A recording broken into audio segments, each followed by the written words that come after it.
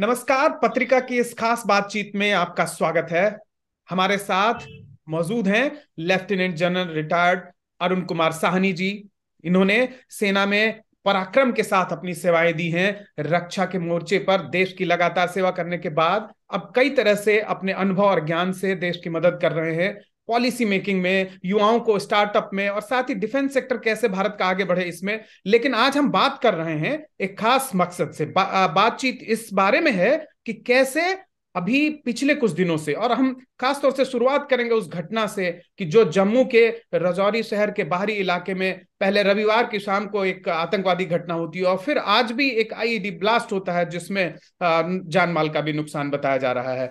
तो स्वागत है लेफ्टिनेंट जनरल रिटायर्ड साहनी साहब। थैंक यू मुकेश जी, बहुत मेहरबानी।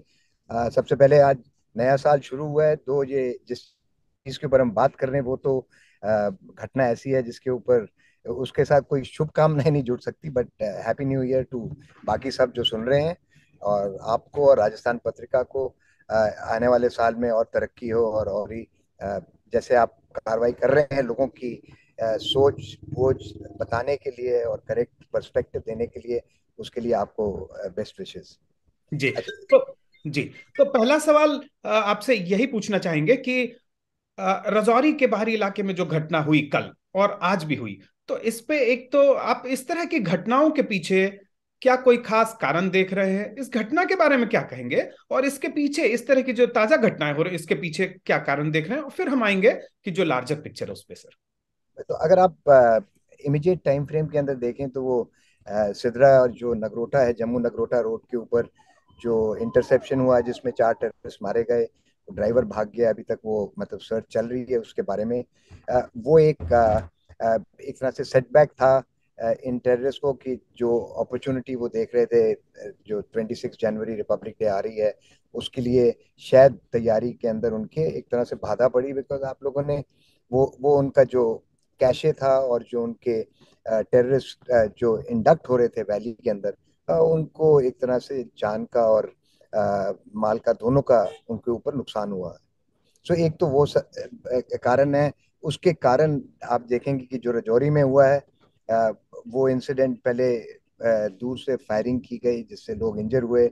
आज एक आईडी मिली है उसी डांगरी विलेज के नजदीक में जहां पर ये कैजुअलिटीज हुई थी सिविलियंस की। तो अगर हम इन सबको देखें, हो सकता है वो एक तो रिएक्शन है अगर शॉर्ट टर्म में हम उस तरह से देखें। बट अगर हम पिछले 6-8 महीने की उनकी हरकतें देखें, दो चीज़ें से शुरू होती है कार्रवाई। जब तक पाकिस्तान के ऊपर प्रेशर था एफएटीएफ का, फाइनेंशियल टास्क फोर्स का, मेरे ख्याल उन्होंने अपनी जो टेररिस्ट एक्टिविटी है उसके ऊपर एक तरह से रोक लगाई हुई थी और बाधा बनाई हुई थी। उसके बाद फिर उसके हटने के बाद वो एक तरह से उनके ऊपर से एक प्रेशर हट गया था। दूसरी चीज ये है कि जब भी कोई मेजर इवेंट होती है, जैसे अभी अमित शाह जी गए थे होम मिनिस्टर वहां पर, उसके पहले भी एक दो घटनाएं घटी उस 16 दिसंबर के करीब। ये कार्रवाई जब भी हाई विजिबिलिटी विजिट होती है या एक्टिविटी होती है, एक तरह से ये उसका फायदा उठाकर एक टेररिस्ट अटैक या एक ऐसी हाई इंटेंसिटी और हाई विजिबिलिटी इवेंट कर देते हैं। और तो उसके पहले जब अप्रैल में लास्ट ईयर आप देखेंगे जब प्राइम मिनिस्टर जा रहे थे, उसके पहले भी 2-3 दुर्घटनाएं हटी। इस प्रकार से कार्रवाई उधर वहां पर हो रही है। दूसरी चीज जो मैंने देखा है, ये थोड़े दिन पहले मेरे ख्याल दिसंबर के शुरू के अंदर वहाँ के डीजीपी ने किसी पत्रकार के साथ बात करते हुए कहा हमने से टेररिज्म को हटा ही दिया है, हमने उनके ऊपर काफी रोक टोक है। हो सकता है उसके रिएक्शन में भी दिखाने के लिए कि ये जम्मू में हुआ, उधमपुर में हुआ, फिर अब यहाँ पे रजौरी में हुआ है।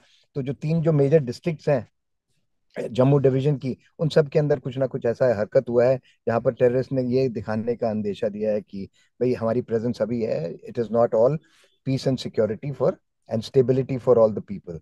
सो वो अगर आप देखें तो that could be a second कारण। But the larger picture that we have to see is that whatever the after the abrogation of 370 and with the bifurcation जो हुआ है as of now union territories का, Jammu and Kashmir और लद्दाख का, एक तरह से जो मेन मुद्दा था या जो इशू था जिसके तौर के ऊपर हर इंटरनेशनल फोरम, हर कार्रवाई के अंदर वो एक तरह से शय भी मिलती थी इन लोगों को, because the legal processes, the police functioning, all were under the state government. और वो एक तरह से हट गया है, अब सेंट्रल कंट्रोल में है। So over a period of time in the last 2-3 years आप देखें, pressure has been built up. or I think there was a report sometime a few months back when it said that last year 2022 was the सबसे कम आपकी casualties हुई हैं उस साल के अंदर, पिछले 10 साल के बनिस्बत। किस तरह से जब हमने देखा कि पिछले साल के दौरान जो टेरर इंसिडेंट्स हैं वो कम हुए, और उसके बारे में जो हमारी सुरक्षा एजेंसीज हैं उन्हें ब्रीफिंग भी की और जानकारी दी, उसके बाद ये एक तरह से वो अपनी प्रेजेंस साबित करने के लिए, अपनी उपस्थिति दर्ज करने के लिए भी ये एक कारण हो सकता है। और आप लार्जर पिक्चर की बात कर रहे थे। ये कह रहा था कि अगर आप देखें, as a good and an informed and a concerned Indian citizen, हमको लगता है कि भाई अब ये 370 का जब क्लॉज हटा है, तो अभी जम्मू कश्मीर में सब ठीक हो जाएगा। हमारे को एक चीज का ध्यान देना पड़ेगा, ये टॉगल स्विच की तरह नहीं है कि आपने लाइट ऑन की और लाइट ऑफ कर दी। ये एक अहम स्टेप था पीस और स्टेबिलिटी के लिए। और अगर आप देखें पिछले 2 डिकेड से ज्यादा वहां पर ये सिचुएशन रही है, सिक्योरिटी जो खराब रही है। और आप देखेंगे सिविल अनरेस्ट होता था, स्टोन थ्रोइंग होती थी, सबके ऊपर आपने देखा कि एक तरह से मतलब उसकी गति कम हो गई है, the frequency has reduced. And एक तरह से पीपल वर फीलिंग कि भाई अब यहाँ पर एक सामान्य हो गया है, पीस आ गया है, स्टेबिलिटी आ गई है। तो हमको सिर्फ ध्यान ये देना पड़ेगा कि that this is a process which has started in 29, will take another maybe a decade of where you have 2 generations जो ग्रो अप करेंगी इन एन एनवायरनमेंट जहां पर ये सिक्योरिटी का माहौल इतना खराब ना हो। एंड तब वो बिल्कुल। जो माइंडसेट चेंज होगा, तभी हम जाके कहेंगे कि लॉन्ग लास्टिंग सिक्योरिटी और पीस हमने जेएनके में हासिल कर ली है। जी। तो कई एक मुद्दे ये बात हैं हुई कि लोगों जो वो को थोड़ा चाहते सा हैं धैर्य रखना पड़ेगा, डेवलपमेंट। लेकिन सरकार की ओर से और क्या कदम हो सकते हैं सरकार की तरफ से, सुरक्षा एजेंसीज को, आपका जो लंबा अनुभव है, तो उसके आधार पे आप क्या कहना चाहेंगे कि लोगों को तो धैर्य रखना होगा कि ये सही कहा आपने कि कोई स्विच नहीं है कि आपने ऑन ऑफ कर दिया और तुरंत कोई भी सरकार ने जो कार्रवाई की है, जो भी तैयारियां की है, उसे तुरंत असर दिख जाए। लेकिन आप क्या कहेंगे कि क्या, और सुझाव आप क्या देंगे कि सरकार को क्या करना चाहिए? नहीं, आप देखेंगे आपने, आई थिंक सबसे अच्छा हुआ है कि लोअर लेवल्स के ऊपर, जो पंचायत ब्लॉक लेवल्स के ऊपर जो इलेक्शन हुई हैं, उससे क्या हुआ है, दी गवर्नेंस सेक्टर जो है लोगों को एम्पावर किया गया, जो इलेक्टेड रिप्रेजेंटेटिव्स है, ताकि वो अपनी जो इश्यूज हैं डेवलपमेंट की, जो उनके रीजन में या उनके सब डिस्ट्रिक्ट में या उनके इलाके में उनको इफेक्ट करती हैं, उसके ऊपर वो खुद कार्रवाई ले सकें ताकि इम्प्रूवमेंट हो। तो एक तो वो कार्रवाई हुई है कि financial empowerment of governance structures, जो ब्लॉक और पंचायत में कई सालों से थे ही नहीं, पिछले एक डेढ़ डिकेड से, उस सब के ऊपर अभी कार्रवाई शुरू हुई है। डेवलपमेंट एक्टिविटीज आप देखेंगे तो आई थिंक बहुत ही सराहनीय है कि गवर्नमेंट ने किस प्रकार से infrastructure development, power and connectivity जो है, एनर्जी है, रोड है, इन सब के ऊपर आपने देखा कार्रवाई हुई है। जिस प्रकार से अभी हम कहते हैं ना inclusive development of Jammu and Kashmir, वो हो रही है क्योंकि आपने ध्यान दिया है कि जो बाकी जो रेजिडेंट थे या जो वहाँ के डोमिसाइल्ड पीपल थे, अब सबको हक मिला है बराबर का, whether it is the elders, whether they were जो इंडिपेंडेंट वॉर के अंदर उन्होंने कार्रवाई की थी, उनको भी है, हम कहते हैं फ्रीडम फाइटर्स को एक तरह से पेंशन, गुज्जर्स, जो बाकी अदर कम्युनिटीज वहां पर हैं, उनको गवर्नमेंट के अंदर भर्ती करने की कोशिश की गई है। और साथ सो ये एक है डेवलपमेंटल वाला इशू। एक तो वो है, एक जो हमारी इंस्टीट्यूशंस के अंदर जो एक तरह से हम जो कहते हैं ना ओवरग्राउंड वर्कर्स या जो स्लीपर सेल्स थे, हम्म। इंडिविजुअल्स जिनकी इंटेग्रिटी और लॉयल्टी के ऊपर शक था, वो उसके ऊपर इन्होंने काफी ध्यान से उसको फॉलो करके फिर करेक्ट एक्शंस लिए हैं। उन लोगों को उन इम्पोर्टेंट ओहदों से उन्होंने उनको दरखास्त किया है, जिससे कि इंस्टीट्यूशन और ऑर्गेनाइजेशन की स्ट्रेंथ और उसकी कैपेबिलिटी के अंदर एक तरह से बढ़ोतरी हो, और वो एग्जीक्यूट करें कार्रवाई जो उनकी रिस्पॉन्सिबिलिटीज हैं। So I think that is the second issue that has happened.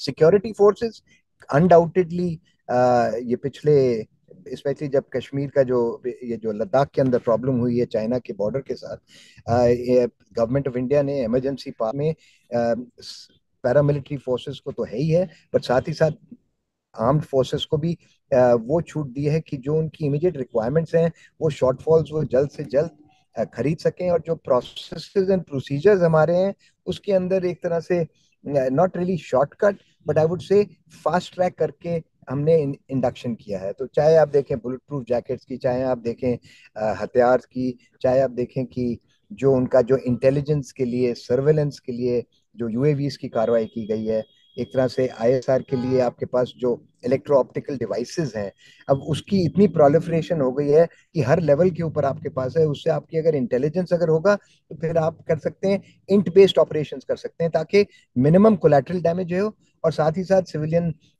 जो पॉपुलेशन है उनकी उतनी तकलीफ ना सहनी पड़े। सो ये जो कार्रवाई हुई है सब टैंडम में हो रही है, डेवलपमेंटल एक्टिविटीज, इंस्टीट्यूशनल इम्प्रूवमेंट और उसके मैलिस को सॉर्ट आउट करने के लिए, और तीसरा armed forces and paramilitary forces को एम्पावर करने के लिए, इंक्लूडिंग द पुलिस फोर्सेस जो वहाँ की स्टेट पुलिस की हैं, to be able to carry out their task, और जो उनकी इसेंशियल रिक्वायरमेंट्स हैं they can be then taken ahead. So I would say that this multi-pronged synergized activity ने फर्क डाला है ग्राउंड के ऊपर। आप आराम से आप जा सकते हैं अमरनाथ के लिए, आप आराम से जा सकते हैं। और ये जो स्पेट ऑफ एक्टिविटीज हैं, जैसे मैंने कहा, हो सकता है कि अभी राहुल गांधी की जो यात्रा चल रही है इंडिया के अंदर, और वो अभी जे हरियाणा से अब जे की तरफ आने वाली है नॉर्थ इंडिया के अंदर, वहां पर जो सिक्योरिटी के साथ जो विवाद हुआ था, हमने मीडिया में पढ़ा, डिस्कशन देखे, तो वो भी एक कारण हो सकता है कि ये जो सडन इंटेंसिटी है इंक्रीज हुई है एक्टिविटीज की। और लास्ट चीज मैं यही कहूंगा कि वेदर जब आप देखेंगे जनवरी के अंदर ऑनवर्ड, अभी वेदर खराब होनी शुरू हो जाएगी, पहाड़ों के अंदर बर्फ पड़ी है, पासेस बंद हो जाएंगे, लोगों की मूवमेंट कम होगी, तो इस कारण में उस वक्त ऑटोमेटिकली ही जो ये एक्टिविटी होती है कम हो जाती है, टेररिस्ट एक्टिविटी।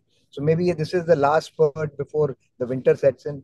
आप फिर देखेंगे, बट ये मतलब मैं ये कहूँ कि ये इसके बाद हम कोई और इंसिडेंट्स नहीं देखेंगे, जरूर देखेंगे, बिकॉज सिक्योरिटी फोर्सेस तो इंडियन जब अपने कंट्री के विद इन योर बाउंड्रीज आप ऑपरेट करते हैं, जहां पर ये फेसलेस एनिमी है टेररिज्म का, वो जब वो एक्शन लेता है तभी आप रिएक्ट कर सकते हैं, तभी सिक्योरिटी फोर्सेस को भी जान का भी और माल का भी दोनों का हानि लेनी पड़ती है। तो आई थिंक इससे this is how I would look at the whole situation. And of course हम आशा यही करेंगे कि इस नए साल के अंदर हम जे को उसी मुकाम पे डाल दें, जैसे वो कहते थे, जो क्या है, ये जन्नत है, जमीन पे अगर जन्नत है तो वो यही है, यही है, यही है, यही है, यही है, जो आप कहते हैं ना वो पुराना हम ही वाला। दस्त, हम ही अच्छा, दस्त। तो वही। So I am sure it will be. हमने तो बचपन में वहाँ स्कूल किया था, मैंने पढ़ाई की थी, तो I would love to see this, that in the later years of my life now I still find this place as beautiful as it was when I was a child and a kid when studying in Srinagar. बिल्कुल। Thank you, आप Mukesh. सभी, जी बहुत बहुत शुक्रिया lieutenant general Sahni साहब। और आपने बहुत विस्तार से और बहुत फोकस तरीके से बताया कि क्यों हमें बहुत घबराने की जरूरत नहीं है, सरकार तमाम उपाय कर रही है, उसके नतीजे दिखाई देंगे। और ये हो सकता है कि जो अभी एक कहें कि घटनाओं को कम करने के लिए जो कामयाबी हासिल हुई थी, उसे गलत साबित करने के लिए आतंकवादी अपनी उपस्थिति जाहिर करने के लिए ये घटनाओं को अंजाम दे रहे हों। और हमें इससे घबराना नहीं है कि तुरंत हमें बहुत बदलाव बहुत जल्दी नहीं दिखाई देता, समय लगेगा। और आपने बताया कि किस तरह सरकार तमाम उपाय भी अपना रही है, जिसका हमें आने वाले समय में फायदा मिलेगा। बहुत बहुत धन्यवाद sir, thank you very much. और ये चर्चा देखने के लिए आप लोगों का भी बहुत बहुत धन्यवाद। नमस्कार। Thank you, Mukesh ji. Thank you, and all the best to you for 2023.